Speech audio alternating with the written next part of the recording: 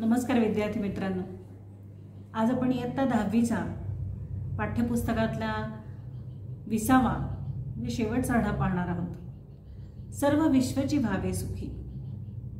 साधारणपणे भारतीय संस्कृतीमध्ये आपण ग्रंथाची सुरुवात करताना, कोणत्याही कामाची सुरुवात करताना आपण प्रथम वंद्य गणपतीचं वंदन करतो आणि त्याची प्रार्थना करतो की होणारं काम, पुढे जाणारं काम जे आहे ते यशस्वीपणे पार पडू देत। आणि जेव्हा ते काम पूर्ण होतं तेव्हा पूर्ण झाल्यावरही आपण देवाला प्रार्थना करतो की तुझ्या कृपेने हे सगळं काम पूर्ण झालेलं आहे आणि त्याच्याकडे मागणं मागतो की हे असंच काम यशस्वी होऊ देत आणि सर्वजण सुखी राहू देत। तर याच परंपरेला अनुसरून आपल्या सर्व संतांनीही देवाकडे असंच मागणं मागितलेलं आहे आणि त्यामुळेच त्या सर्व संतांच्या सर्व विश्वची भावे सुखी या मागणीचं त्याविषयी या पाठाचे लेखक डॉक्टर यशवंत पाठक काय म्हणतात ते आपण पाहूया या पाठातून। धडा 20वा सर्व विश्वची भावे सुखी।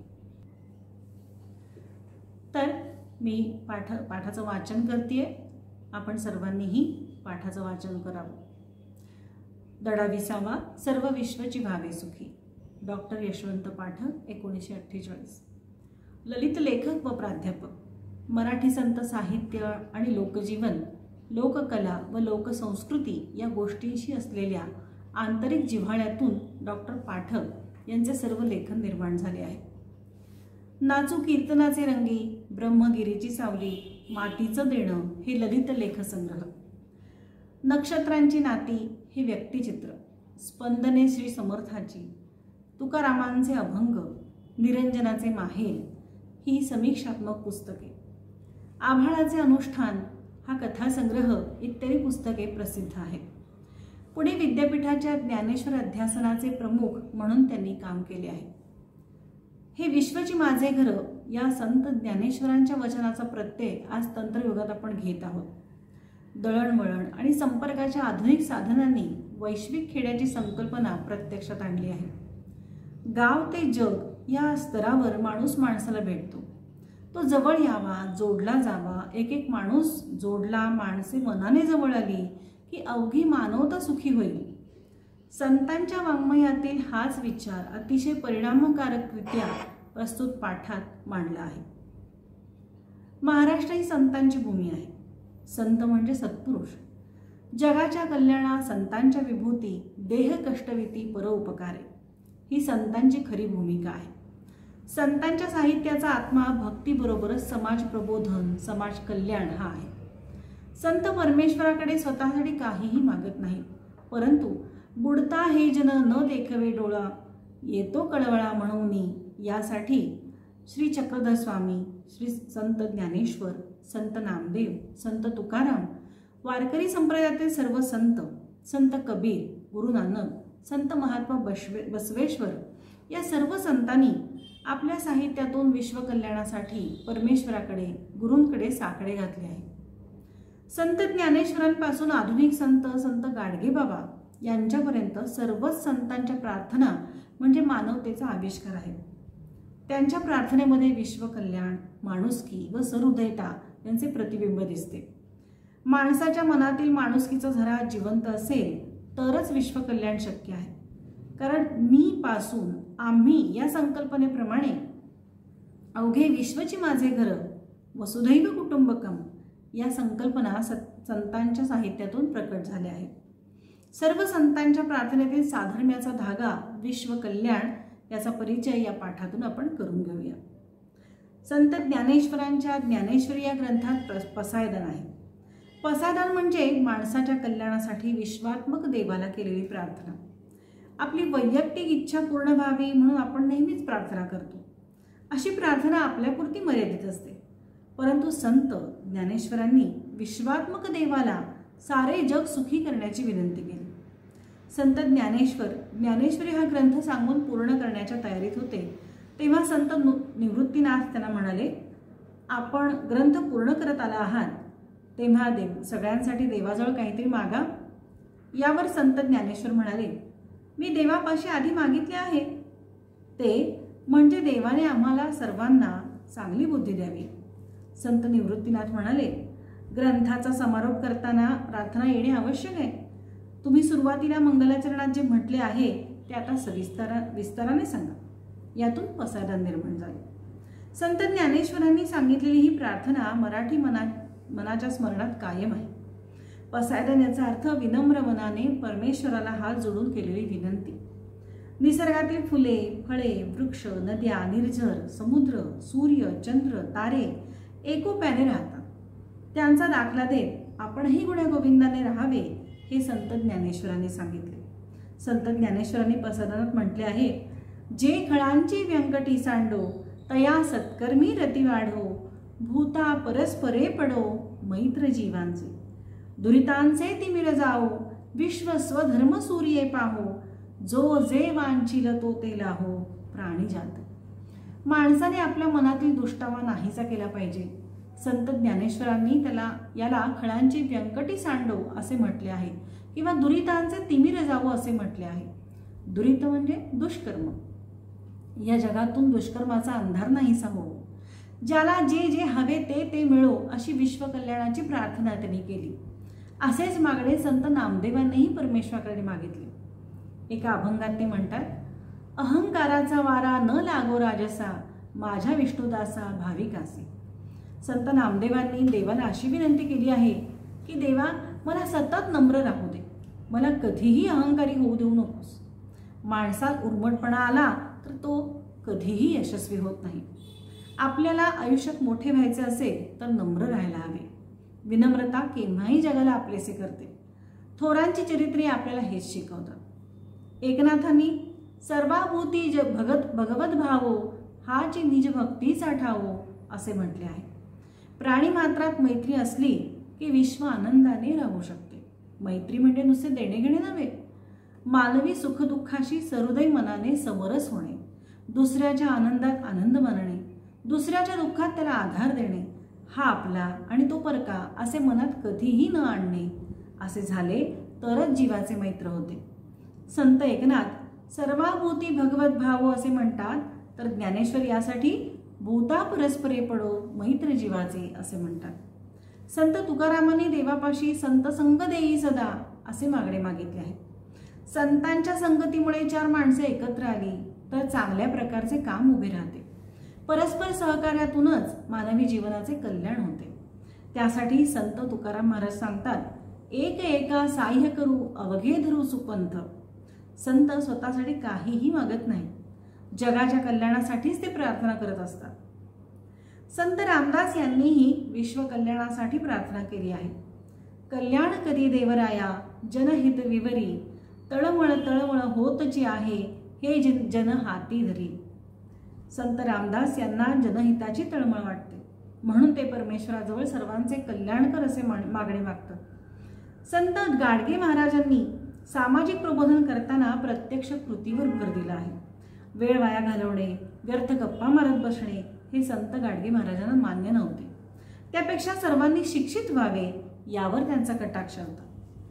शिक्षणाचे महत्त्व सांगताना संत गाडगे महाराज म्हणतात, नको धर्मकृत्ये पैसा खर्चून या, घेण्यासाठी विद्या तोच खर्चा, स्वतःचा उद्धार करा प्रयत्नाने, शक्तीने मुक्तीने सुखी व्हावे.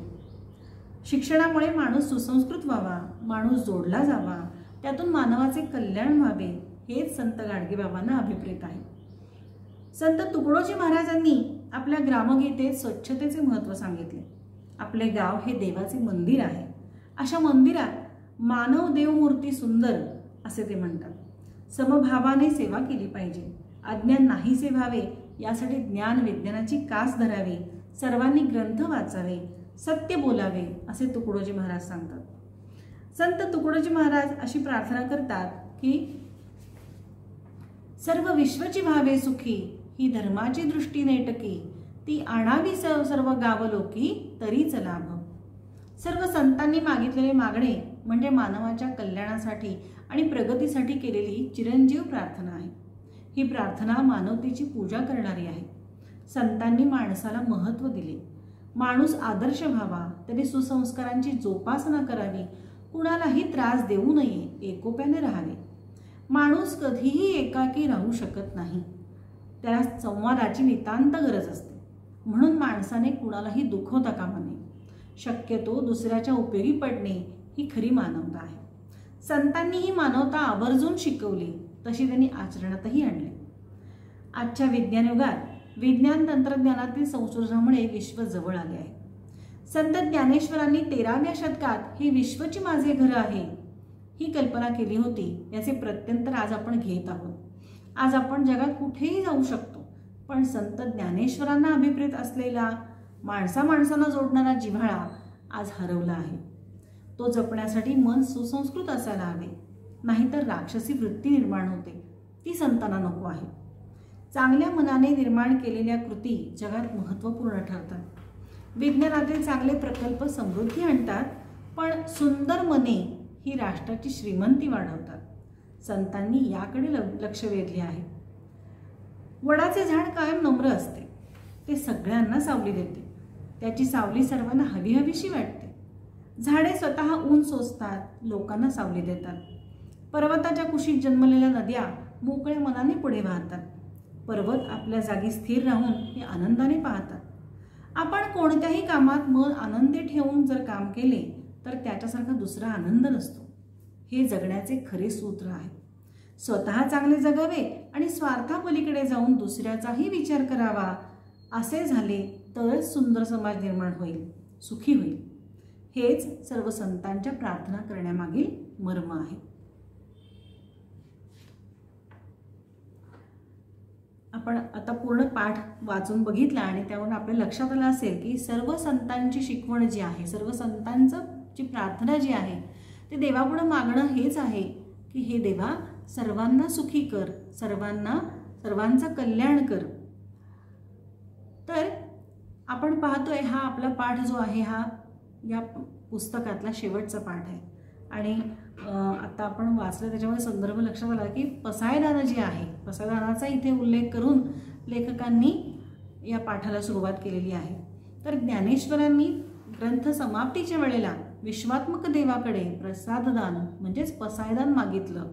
तसंच या आपल्या पाठ्यपुस्तकाच्या शेवटी देखील हे विश्वची व्हावे सुखी अशी कल्याणाची प्रार्थना करून आपण या वर्षीच्या अभ्यासाचा शेवट करणार आहोत.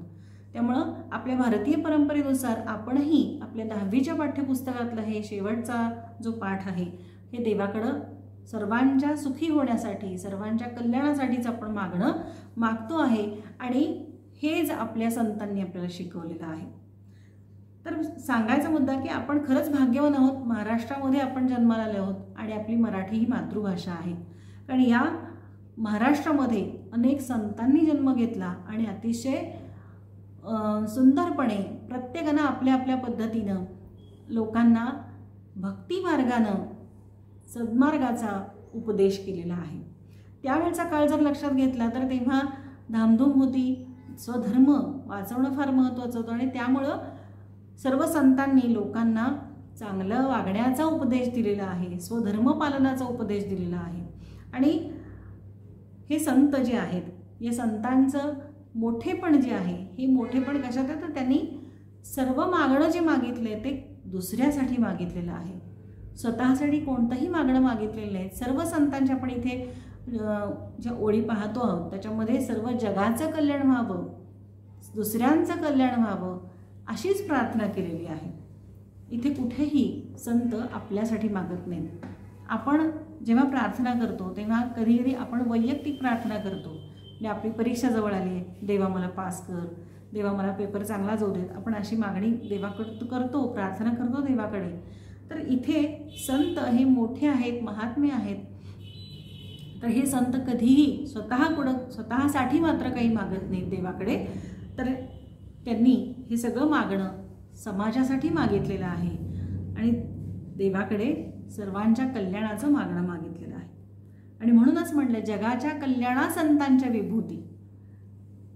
हे विभूती म्हणजे हे संतांचे अवतार जे आहेत हे जगाच्या कल्याणासाठीच झालेले आहेत.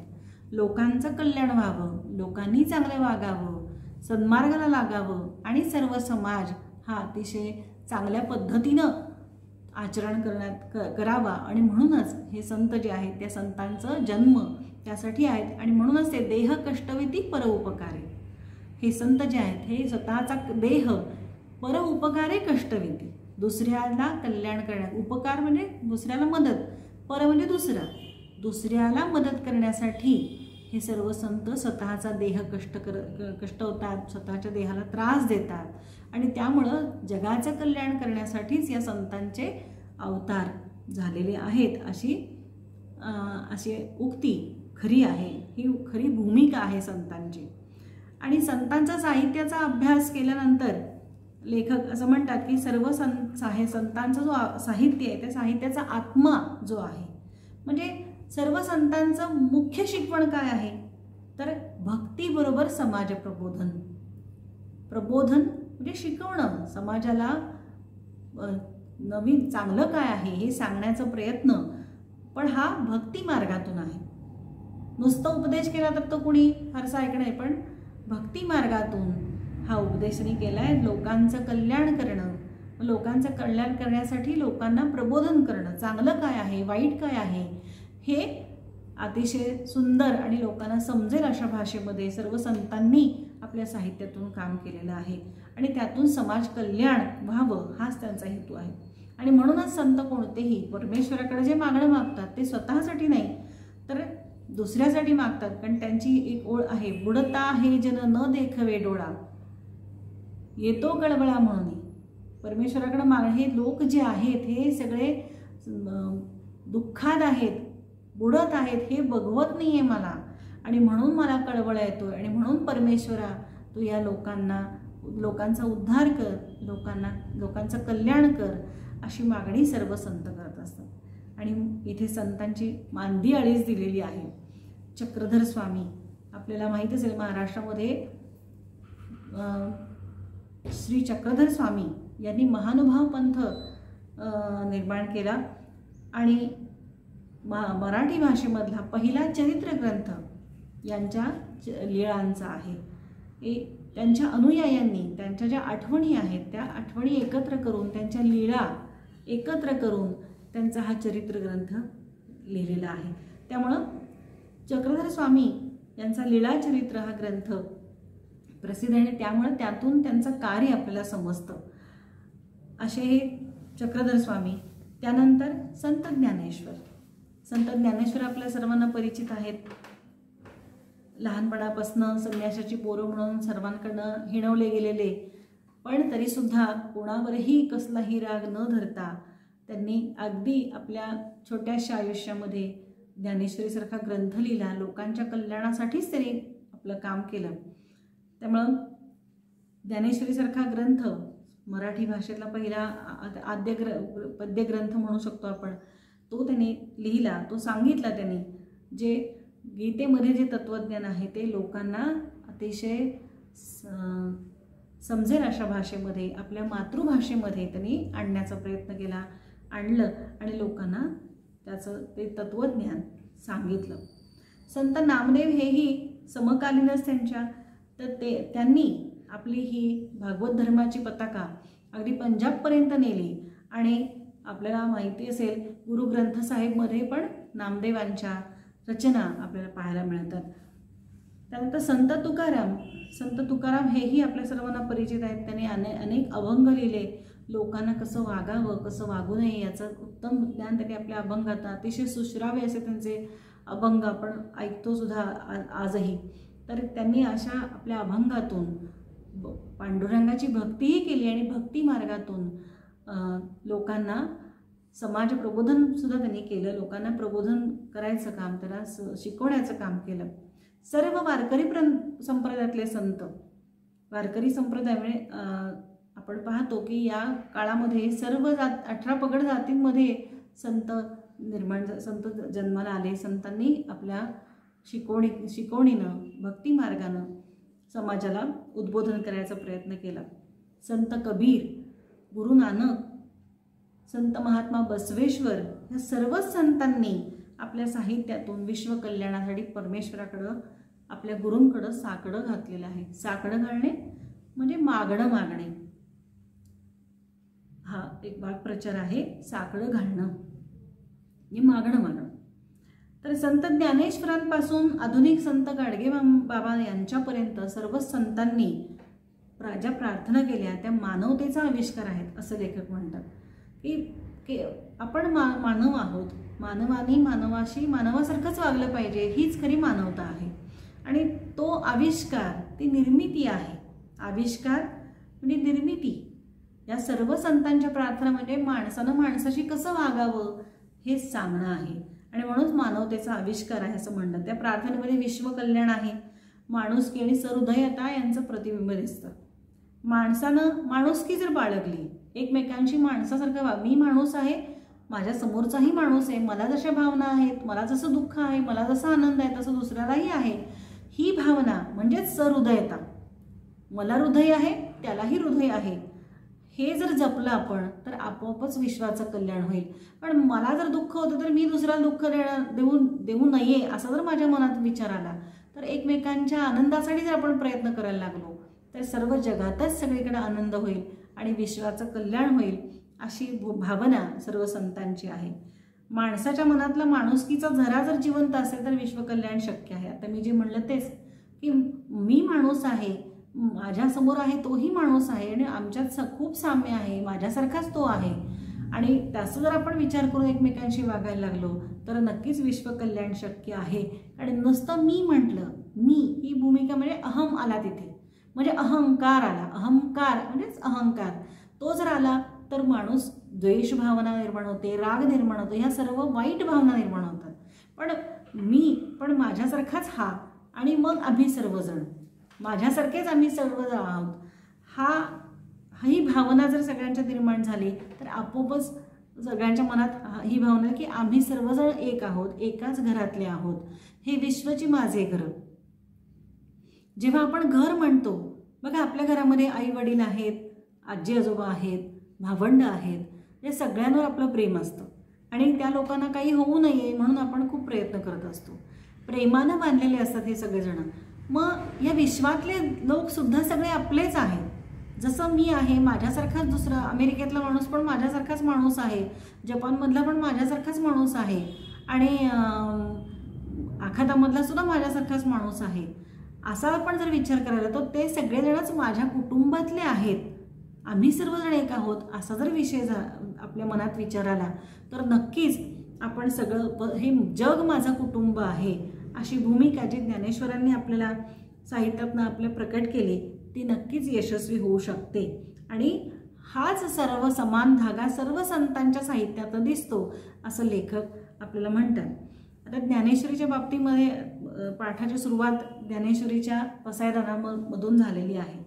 तर त्याची थोडी पूर्वपीठिका आपण सांगूयात की ज्ञानेश्वरांनी भगवद्गीता, श्रीमद भगवद्गीता जी श्रीकृष्णांनी अर्जुनाला युद्धभूमीवर सांगितली, जे तत्वज्ञान सांगितलं ते तत्वज्ञान संस्कृतमध्ये होतं आणि ते तत्वज्ञान सामान्य माणसालाही कळावं या उद्देशानं सामान्य माणसांची जी मातृभाषा मराठी भाषा ते ज्ञान मराठी भाषेमध्ये आणण्याचा ज्ञानेश्वरांनी प्रयत्न केला आणि त्यामध्ये त्यांनी भगवद्गीता ही भावार्थ दीपिका हा ग्रंथ त्यांनी निर्माण केला. ज्ञानेश्वरीचं निरूपण केलं.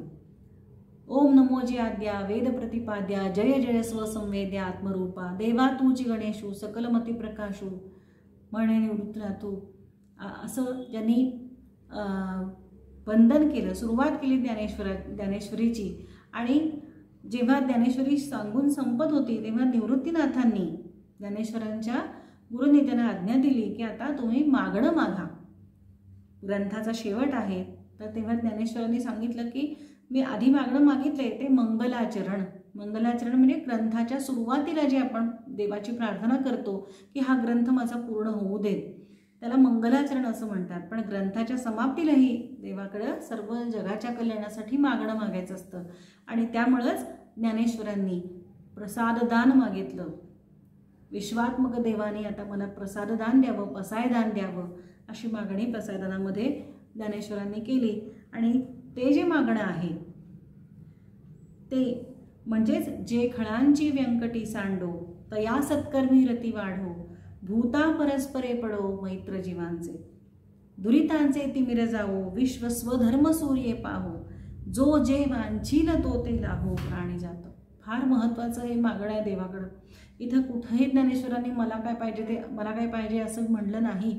जो जे वांछील तो ते लाभो. ज्याला जे हवं आहे, वांछील वांछा म्हणजे इच्छा, ज्याला जे हवं आहे त्याला ते मिळू देत. या प्राणीमात्रामध्ये ज्याला जे हवं त्याला मिळू देत. म्हणजे सर्वजण असे जर समाधानी झाले तर दुःखाचा लवलेशही राहणार नाही. आणि दुःख असेल, दुःख जर राहिलं नाही तर मग राग, असूया, द्वेष ह्या सगळ्या भावनाच राहणार नाहीत. आणि या भावना राहू नयेत म्हणून सुरुवातीला त्यांनी असं म्हटलं, जे खळांची व्यंकटे सांडो. खळ म्हणजे दुष्ट, खल. दुष्ट माणसाला नाहीसं कर असं म्हणलं नाही देवानी, तर खळांची व्यंकटे सांडो. त्याच्यामधला जो दुष्टावा आहे, त्याच्यामधलं जे वाईट भावना आहेत त्या नाहीशा कर. माणूस कधी वाईट नसतो, त्याच्यातल्या भावना वाईट असतात आणि त्यातून तो वाईट कृती करतो. ही भावना त्यांची आहे. त्यामुळे दुष्ट माणसातलं जे वाकुडपण आहे, व्यंकटी म्हणजे वाकुडपण म्हणजे वाकडे विचार, वाईट विचार, ते नाहीसे कर. देवाला मागितलं की अशा दुष्ट माणसांच्या मधलं हे वाकुडपण, वाईट विचार दूर कर आणि त्यांना सत्कर्मी रती वाढव. सत्कर्म, चांगल्या कामामध्ये त्यांची आवड निर्माण होऊ देत. मग वाईट काम आपोआपच दूर होईल. त्यांच्या मनातला जर वाईटपणा दूर झाला, वाईट विचार दूर झाले तर त्यांची जागा चांगल्या विचारांनी होऊ देत आणि चांगल्या विचारांची आवड त्यांच्यात निर्माण होऊ देत. आणि अशा जीवांमध्ये भूता परस्परे पडो मैत्र जीवांच. आणि ह्या सर्व या परस्परांचा मैत्र जडू देत, मैत्री होऊ देत. आणि मैत्री एकदा झाली की ती काय अपेक्षित आहे मैत्री म्हणजे, तर सर्वांनी समरस व्हावं एकमेकांच्या सुखदुःखामध्ये. एकमेकांची दुःख वाटून घेण्यानं कमी होतात, आनंदसुद्धा वाटण्यानं वाढतो आणि सुखदुःखामध्ये साथ देणं हेच तर मैत्र असतं. आणि त्यामुळं लोकांमध्ये मैत्री वाढू देत म्हणजे आपोआपच द्वेष भावना, असूया या सगळ्याच नाहीशा होतील, आनंद वाढेल आणि दुःख नाहीसं करण्यासाठी एकमेकांना मदत करतील. आणखीन काय होते, दुरितांचे तिमिर जावो. दुरित म्हणजे दुष्कर्म. दुष्कर्माचा हे अंधार जो आहे, तिमिर म्हणजे अंधार, दुष्कर्माचा अंधार या जगातनं नाहीसा होऊ देत. आणि ज्याला जे जे हवं ते मिळू देत, अशी विश्वकल्याणाची प्रार्थना ज्ञानेश्वरांनी आपल्या पसायदानामध्ये केली. आणि हीच प्रार्थना किंवा हेच शब्द किंवा हेच विश्वकल्याण त्याची मागणी नामदेवांनीही केली. फक्त शब्द वेगळे आहेत. म्हणजे प्रत्येक संतांचे शब्द वेगळे असतील पण मागणं एकच आहे. अहंकाराचा वारा न लागो राजसा, माझ्या विष्णुदासा भाविकासी. संत नामदेवाने देवाला अशी विनंती केली की देवा मला सतत नम्र राहू दे, माझ्या मनाला कुठंही अहंकाराचा वारा सुद्धा लागू देऊ नकोस. आता अहंकार म्हणजे मी खूप मोठा, मी शहाणा, मी श्रीमंत असं जेव्हा आपल्या मनामध्ये यायला लागतो, जेव्हा मी मोठा होतो, अहम हा मोठा होतो, तेव्हा आपण इतरांना तुच्छ लेखायला लागतो. आणि मग हे तुच्छ लेखणं आहे, यातून मग द्वेष भावना निर्माण होते, असूया निर्माण होते. कोणी आपल्यापेक्षा मोठा होऊ नये अशी आपली अपेक्षा वाढायला लागते. आणि मग कोणी मोठा झाला तर त्याच्याबद्दल आपण राग निर्माण धरतो, असूया आपल्या मनात निर्माण होते आणि त्यातून मग आपल्याकडून वाईट कृती व्हायला लागतात. अगदी आपलं साधं उदाहरण द्यायचं तर आपल्यापेक्षा आपल्या मैत्रिणी जर जास्त चांगले मार्क पडले तर आपल्याला असं वाटतं हो तिला जास्त मार्क पडले, तर तिथं कुठेतरी असूया निर्माण होते आणि मग आपल्या मनात वाईट विचारांची सुरुवात होते. त्यामुळे अहंकार हा माझ्या मनात येऊच देऊ नकोस अशी नामदेवांनी देवाकडे प्रार्थना केली. कारण उर्मटपणा आला, मी मोठा असं जर झालं आणि तो उर्मटपणा आला की आपण नम्र राहतच नाही. आपण ह्या उर्मटपणाच्या भावनेमध्ये आपण अनेकांचे अपमान करतो, आपण वाईट वागायला लागतो आणि त्यामुळे कधीच आपण यशस्वी होऊ शकत नाही. आपल्याला जर आयुष्यात मोठं व्हायचं असेल तर पहिलं नम्रता आपल्या अंगी बांधली गेली पाहिजे. लोकांशी अगदी लहान असू दे किंवा मोठा असू दे, कोणीही असू दे, आपल्याबरोबर असलेल्या सर्व माणसांशी आपण नम्रपणानंच वागलं पाहिजे. विनम्रता केव्हाही जगाला आपलंसं करते आणि थोरांची चरित्र आपल्याला हे शिकवत असतात. प्रत्येक आपण पाहतो जी जी मोठी माणसं आहेत, महात्मे होऊन गेलेले आहेत, त्यांचं थोर लोकांची चरित्र आपण जर पाहिली तर सगळेजण नम्र आहेत हेच आपल्याला जाणवतं. आणि कुठेही राग, द्वेष अशा भावना त्यांच्या मनामध्ये निर्माण झालेल्या नाही आहेत हे आपल्याला लक्षात येतं. संत एकनाथांनीही हीच भूमिका मांडलेली आहे. संत एकनाथांनी भारुड हा एक काव्यप्रकार रूढ केला. की लोकांमध्ये जे रूढ आहेत, लोकांना जे आवडतं त्यातून त्यांनी प्रबोधन करायचा प्रयत्न केला. त्यातून त्यांनी समाज प्रबोधन करण्याचा प्रयत्न केला. आपण कसे वागलं पाहिजे, काय वाईट आहे आपल्यामध्ये हे सांगण्याचा प्रयत्न केला. आणि त्यांनीही असं म्हणलं, सर्वाभूती भगवत भावो हाची निज भक्तीचा ठावो. सगळ्यांमध्ये भगवत भाव असावा. म्हणजे भगवत भाव म्हणजे काय, तर हा भगवान आहे म्हणजेच देव आहे, प्रत्येकात देव आहे अशी आपली पण समजूत आहे. मग प्रत्येक जर देव असेल प्रत्येक समोर असलेला तर आपण त्याच्याशी चांगलंच वागलं पाहिजे. म्हणजे आपण त्याच्या बरोबर वाईट वागून चालणार नाही.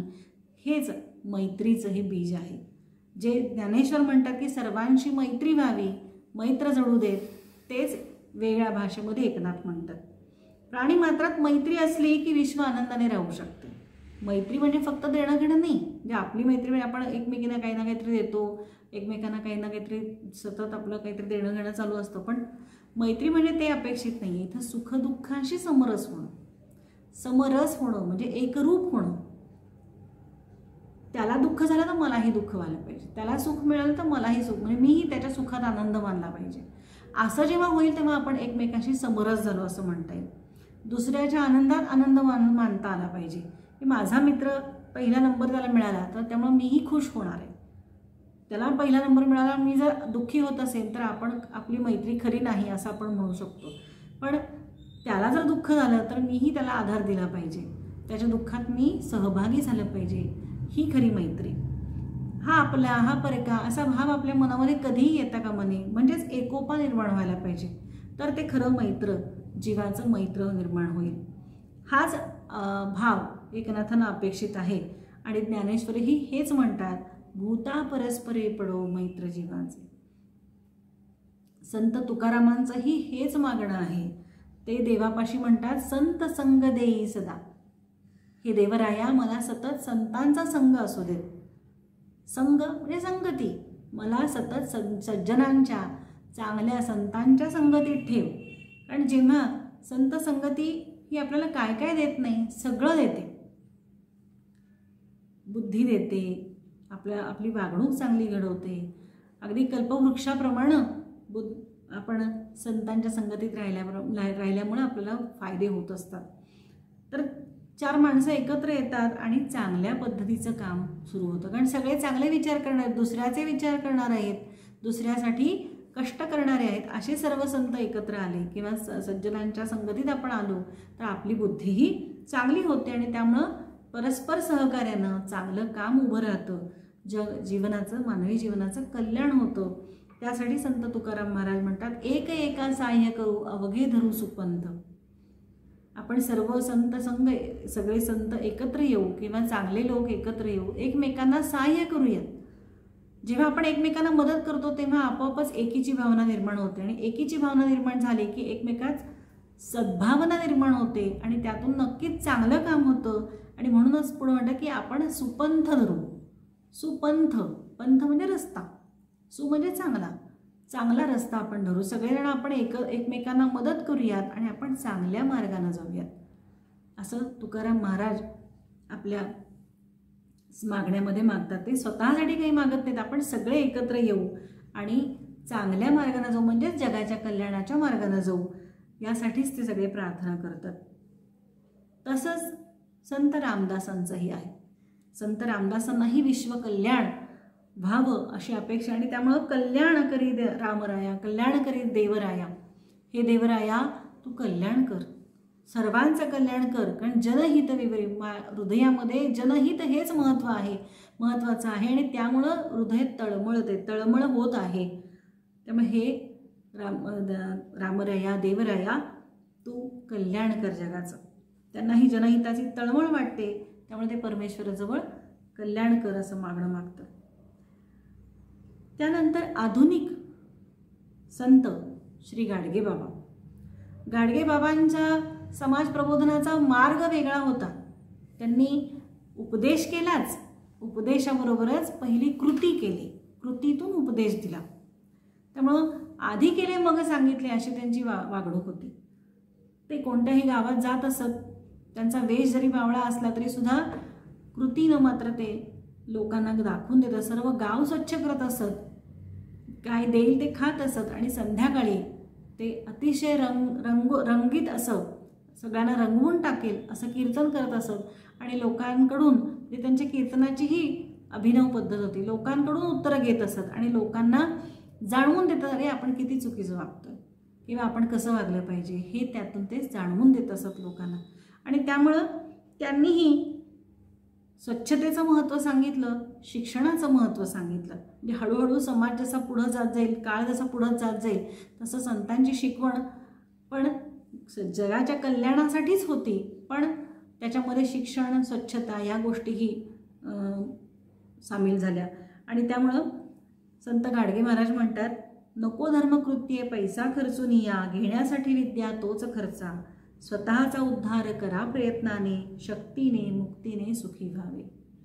हे त्यांनीही सुखी व्हायला सांगितलं. फक्त त्यांचा भक्तीबरोबरच आणखीन एक मार्ग सांगितला की विद्या, शिक्षण घेतल्यानं आपण विद्यावान होतो आणि धर्मकृत्यामध्ये पैसा खर्च करण्यापेक्षा विद्येसाठी तोच पैसा खर्च करा असं त्यांनी आपल्याला उपदेश केला.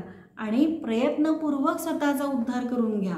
आपलं जे कल्याण आहे ते शिक्षणानं होणार आहे आणि प्रयत्नपूर्वक शिक्षण घेऊन स्वतःचा उद्धार करा, शक्तीने मुक्तीनं सुखी व्हावे.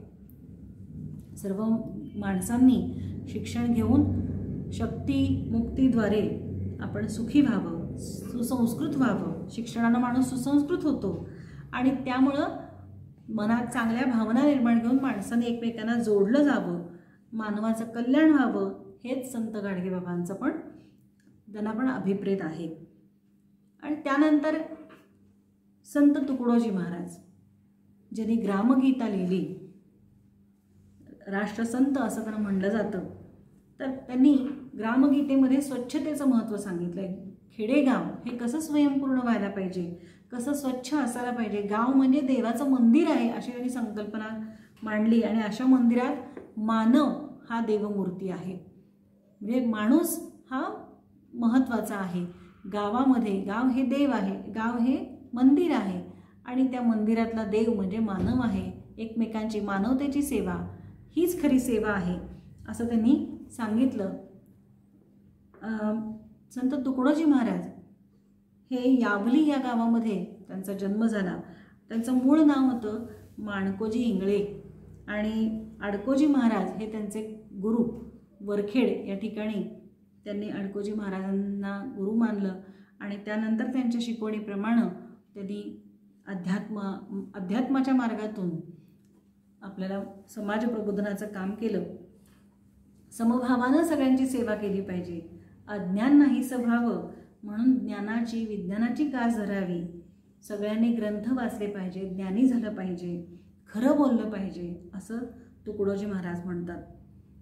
आणि तुकडोजी महाराजांचीच ही प्रार्थना की सर्व विश्वची व्हावे सुखी, सर्व विश्वची व्हावे सुखी, ही धर्माची दृष्टी नेटकी, ती आणावी सर्व गावलोकी तैच लाभ.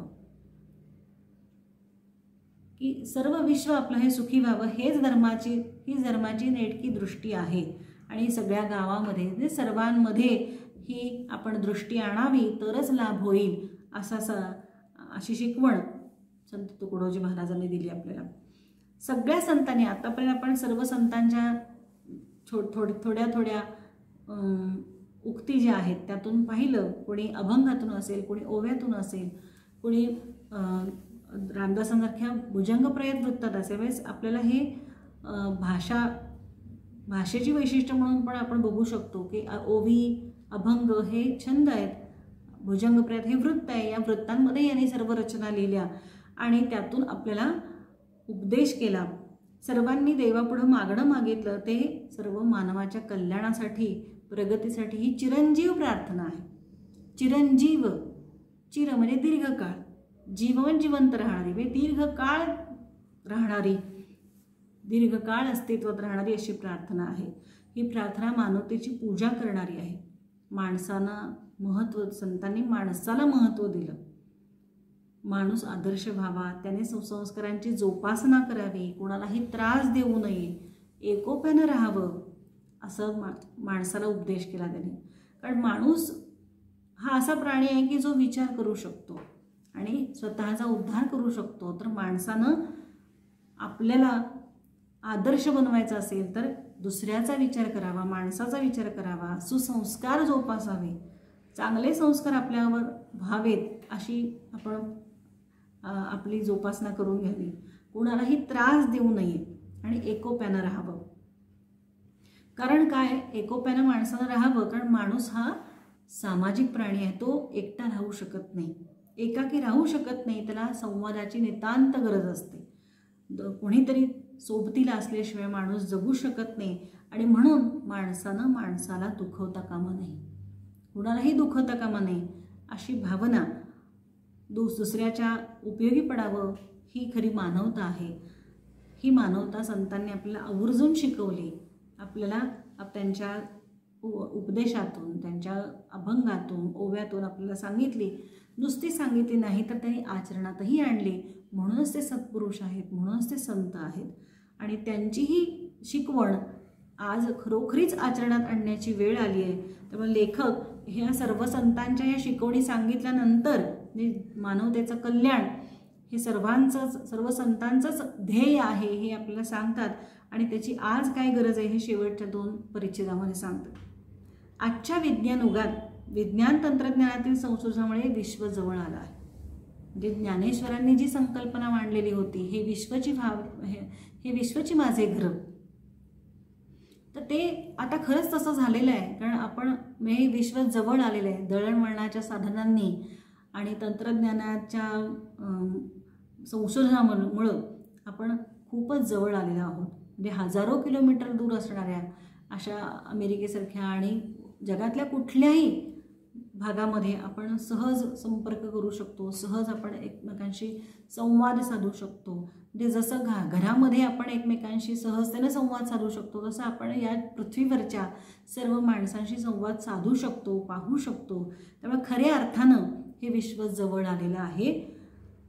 पण संत ज्ञानेश्वरांच्या ही जी संकल्पना आहे, विश्व माझं घर आहे, ते प्रत्यंतर आपण जरी घेत असलो तरी एक गोष्ट मात्र राहतीये, एकच गोष्ट मात्र त्यात नाही आहे. ती म्हणजे जो ज्ञानेश्वरांना काय अभिप्रेत होतं, माणसं जवळ येणं म्हणजे फक्त शरीराला जवळ येणं नव्हे किंवा संपर्कानं जवळ येणं नव्हे, तर ती भावनेनं जवळ यावी, जिव्हाळ्यानं जवळ यावी, प्रेमानं जवळ यावी. तो जिव्हाळा मात्र हरवत चालला आहे. की आपण एकमेकांना भेटू शकतो, बोलू शकतो दूरवर असून सुद्धा, पण आपण तितक्याच प्रेमानं आपण जवळ आलं पाहिजे.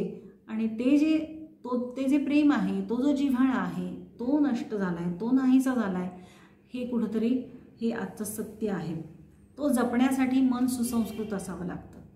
आपण एकमेकांशी जसं म्हणलं की अगदी हजारो किलोमीटरवरचा माणूसही माझ्यासारखाच माणूस आहे, त्यालाही माझ्यासारखं दुःख आहे, सुख आहे, हे जे वाटणं आहे, हे सुसंस्कृतपणा जो आहे तो फार महत्त्वाचा आहे. त्यासाठी मन सुसंस्कृत असायला लागतं.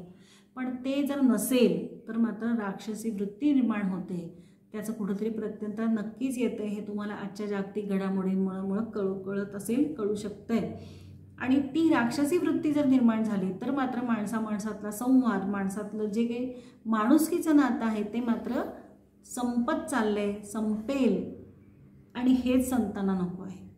संतांना ही राक्षसी वृत्ती माणसातली नको आहे. आणि म्हणूनच ते देवापुढे ही प्रार्थना करतात की माणसानं सुसंस्कृत असावं, एकमेकांच्या मदतीला यावं, ही त्यांची सर्वांची भावना प्रत्येकाने आपल्या उपदेशातून, आपल्या ओवी आणि अभंगातून मांडलेली आहे. चांगल्या मनाने निर्माण केलेल्या कृती जगात महत्त्वपूर्ण ठरतात. की जगामध्ये आपण जे चांगल्या मनानं करू ते नक्कीच महत्त्वपूर्ण असतं. आणि असे विज्ञानातले चांगले प्रकल्प समृद्धी आणतात. पण सुंदर मन हे राष्ट्राची श्रीमंती वाढवतात. राष्ट्र श्रीमंत कुठं असतं, कधी असतं, तर त्या राष्ट्रातले लोक जर मनानं श्रीमंत असतील, मनानं चांगले असतील, ज्यांच्यामध्ये सुसंस्कृतता असेल किंवा ते एकमेकांशी जिव्हाळ्यानं वागत असतील, आपुलकीनं वागत असतील, एकपणानं वागत असतील, तर त्या राष्ट्राची संपत्ती खरी ती आहे. जर सतत भांडणं असतील, देशांतर्गत जर असंतोष असेल, तर ते राष्ट्र कधीच सुरक्षित असू शकत नाही. याकडं संतांनी लक्ष वेधलेलं आहे. हे सुंदर मनं हे राष्ट्राची श्रीमंती वाढवतात. विज्ञानाला भौतिक श्रीमंती मिळेल, पण आध्यात्मिक श्रीमंती, मनाची श्रीमंती जर असायला हवी असेल तर ते सुंदर मनं लोकांची असावीत. आणि त्यासाठी मग निसर्गातले उदाहरणं लेखक देतात. वडाचे झाड कायम नम्र असते. मोठं असतं वडाचं झाड आणि चिरंजीव असतं. आपल्याला माहिती आहे की त्याच्याच पारंब्या जमिनीत रुजून परत ते झाड मोठं होतं. तर हे वडाचं झाड पण नम्र असतं. मोठं असून सुद्धा ते सगळ्यांना सावली देतं. त्याची सावली सर्वांना हवीशी वाटते. म्हणजे झाड कोणतंही स्वतः उन्हात उभं राहतं, पण सर्वांना बाकीच्या सावली देतं. असंच संतांचं काम असतं. स्वतः कष्ट सहन करतात, स्वतः दुःख सहन करतात, पण दुसऱ्यांना मात्र सुख देण्याचा प्रयत्न करतात. नम्रपणा हा वडाच्या झाडामध्ये जसा असतो, सर्वच झाडं ही स्वतः सावली देतात, उन्हात उभी राहतात, पण सावली दुसऱ्यांना देतात. तसंच संतांचं काम आहे. निसर्गातले सगळेच नद्या असतील, त्यानंतर पर्वत असतील, सर्वच गोष्टी ह्या दुसऱ्यांना देण्यासाठी असतात. तर आपणही तसंच असायला हवं. आपणही मन कोणतंही काम करू ते मन आनंदी ठेवून करायला हवं. आणि हे काम जे आहे याच्यासारखा दुसरा आनंद नसतो. हे खरं जगण्याचं सूत्र आहे असं लेखक सांगतात.